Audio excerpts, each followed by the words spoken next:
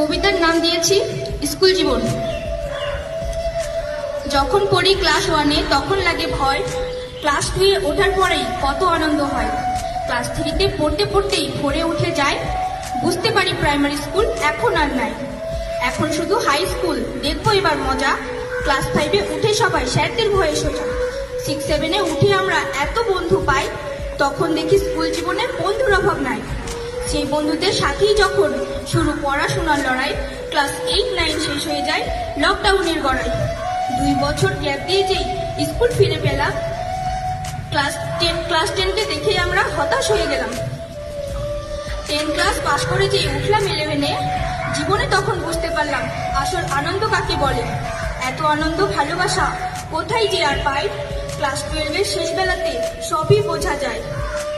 আসলে স্কুলের প্রতি যখন লেগে যায় মন, তখনই আমরা বুঝতে পারি শেষ স্কুল জীবন।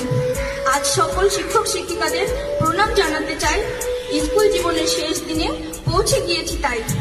এই বিদ্যালয় ছেড়ে আমরা চলে যাচ্ছি আজ, এখানে কাটানো স্মৃতিগুলো সব হৃদয়ে গেঁথে থাক।